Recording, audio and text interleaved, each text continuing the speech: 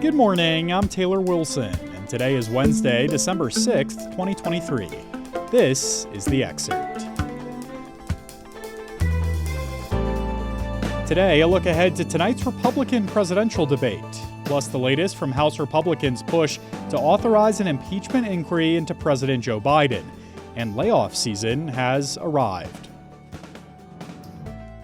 The fourth Republican primary debate is set for tonight in Tuscaloosa, Alabama, falling just weeks before the New Hampshire primary and Iowa caucus next month. And only 4 candidates will take the stage at the University of Alabama. The Republican National Committee announced yesterday that former South Carolina Governor Nikki Haley, Florida Governor Ron DeSantis, former New Jersey Governor Chris Christie, and businessman Vivek Ramaswamy qualified for the debate. To do so, GOP candidates must have polled at least 6% in 2 national polls, or 6% in 1 national poll, and 1 poll from 2 separate early voting states recognized by the RNC. They must have also had a minimum of 80,000 unique donors and have signed a Beat Biden pledge, agreeing to support the eventual Republican 2024 nominee. There are some familiar faces missing on stage. South Carolina Senator Tim Scott participated in the 3rd debate last month, but dropped out of the race shortly after. North Dakota Governor Doug Burgum suspended his campaign this week, and former Arkansas Governor Asa Hutchinson only qualified for the 1st debate and did not make the stage this time around. GOP frontrunner Donald Trump will skip the debate, as he has with the previous 3. He's expected to host a fundraiser in Florida, according to NBC News. You can follow along with the debate on usatoday.com, and be sure to tune in to The Excerpt tomorrow morning for national political correspondent David Jackson's analysis of the event. House Republicans are preparing to hold a vote next week to formally authorize their impeachment inquiry into President Joe Biden. I caught up with USA Today Congress, campaigns, and Democracy Reporter Ken Tran for more. Ken, always good to have you on. Thank you for having me. So, Ken, House Republicans are getting set to vote to formally authorize the impeachment probe into President Joe Biden. Ken, what are they looking into here, and what does this formal authorization actually mean? So House Republicans have been investigating since September in an impeachment inquiry into allegations that President Joe Biden financially and personally benefited from his family's foreign business dealings.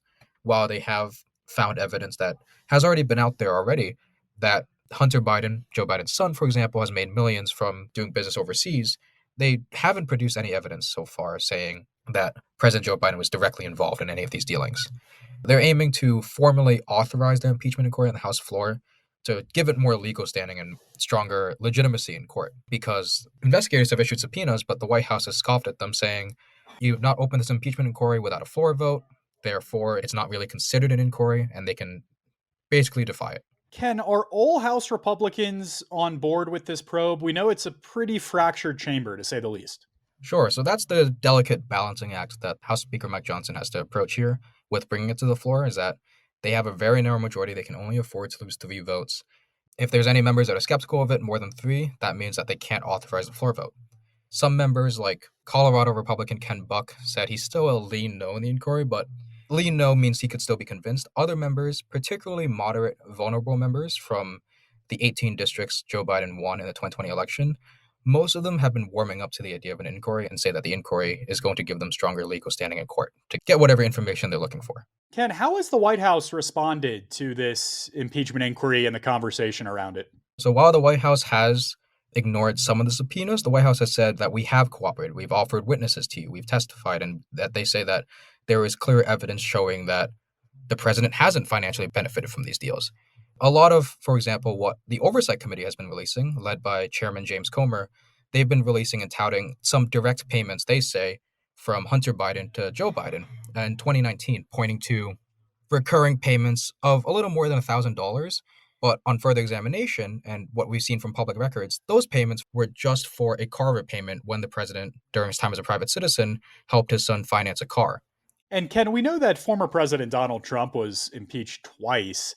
Does that seem to be playing a factor in Republicans' push here? For some Republicans, absolutely. Congressman Troy Nehls, Republican from Texas, he is one of Trump's most vocal and outspoken supporters on the Hill. He told me that while he believes the allegations that President Joe Biden is corrupt. He's taken bribes, for example. He's also said that part of his motivation is to impeach Biden at the end of all this and give Trump, what he said, a little bit of ammo to fire back. Say, if Biden says in a debate, if Trump is the nominee, that you've been impeached twice, he wants Trump to be able to say back, you've been impeached once. And so we expect this authorization for the probe to come next week. Ken, what's the timeline looking like for this in the coming days and weeks? Authorized next week. Whether or not they would draft articles is still unclear, articles of impeachment to begin the formal process. House Republicans still contend that this is merely just an investigation. They haven't prejudged any facts. Chair of the Judiciary Committee, Jim Jordan, one of the GOP investigators leading the probe, told reporters on Monday in a little briefing that he anticipates that if they do come to a decision, that decision with articles of impeachment with specific charges will come in the first half of 2024. All right. Ken Tran covers Capitol Hill for USA Today. Thanks as always, Ken. Thank you. Republican Senator Tommy Tuberville's blockade on military promotions has come to an end. The Alabama lawmaker has been protesting a Pentagon policy on abortion since February. Depending on the case, the Pentagon gives service members time off and pays for travel to have an abortion. The policy was put into effect after the Supreme Court overturned Roe v. Wade last year. But Tuberville told reporters yesterday that he will be lifting holds on military promotions for nominees 3 stars and below. His 10-month blockade has prevented more than 400 military jobs from being filled. Just hours after his announcement, the Senate voted to confirm as many positions, though 11 4-star nominees still have their confirmations pending. Tuberville said he's now looking to Republicans in the House to rescind the Pentagon abortion policy in the annual defense spending bill. It's December, which means the arrival of winter and the holidays for many, but it's also layoff season. I spoke with USA Today money reporter Bailey Schulz about what employees can do to prepare. Bailey, thanks for hopping on. Yeah, no, thanks for having me. So Bailey, let's just start here. Why do some refer to this time of year as layoff season? Yeah, so this is sort of a cyclical pattern where we usually do tend to see layoffs sort of tick up around the December, January months. Companies are looking toward fiscal year end. They're looking at maybe for ways to improve their balance sheets. And so as they're figuring out ways to restructure and improve operations, unfortunately, sometimes that does lead to layoffs. And which companies have we already seen lay off workers in recent days? So there have been a few different industries that have been impacted in recent days, so far in 2023. Tech is a big one where we saw this last year as well. After doing a lot of hiring in the midst of the pandemic, we are now seeing a lot of companies cut back on their staffing at this point. Just this past week or so, we saw layoffs from Spotify. They said that they plan to lay off about 17% of their workforce. That's about 1,500 jobs. And then cloud computing company Twilio said that they would lay off about 5%. And that's just a couple of examples from recent days. Yeah, so you mentioned the tech industry. Is that the main industry we should be keeping an eye on? Yeah, so tech it has been one of the more prominent industries that have been conducting layoffs lately. We're also seeing quite a bit of layoffs in media in that industry as well. And then so far in 2023, there was a recent report that kind of listed some of the more prevalent industries that have conducted layoffs, and that includes retail, healthcare and products manufacturers, and then financial firms is another.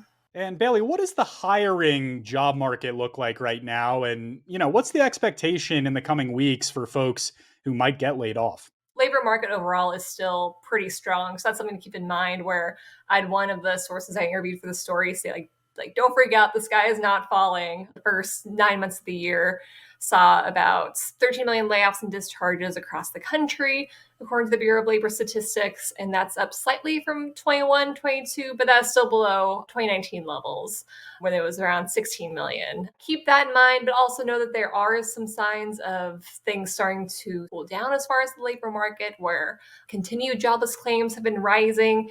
And so we're kind of getting different signals from statistics at this point, but overall, still a strong labor market. Bailey, what advice do experts give employees in this moment to stay prepared? The advice that I got for people this time of year was, this is a good time to sort of network.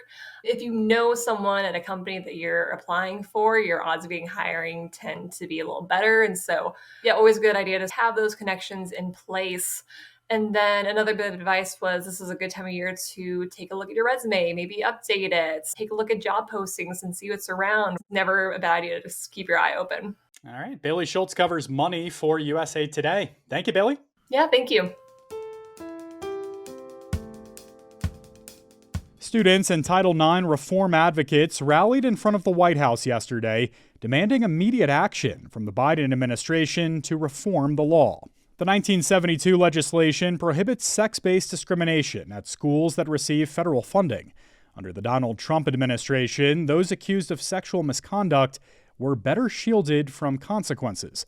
That's something President Joe Biden promised to reform while running for president.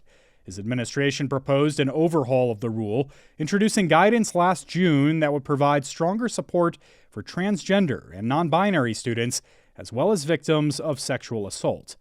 Earlier this year, the Education Department said it expected to complete them by October. That month has come and gone without final versions of the rules. That's left an increasingly vocal number of students and advocates frustrated at the regulatory gridlock, especially as a likely rematch between Trump and Biden looms. You can read more with a link in today's show notes. And today is National Miners Day, a time to recognize the skill and dedication that workers in mines put in year-round. The date marks the anniversary of the worst mining accident in American history, when 362 people died in West Virginia in 1907. Thanks for listening to The Excerpt. You can get the podcast wherever you get your audio. And if you use a smart speaker, just ask for The Excerpt. I'm back tomorrow with more of The Excerpt from USA Today.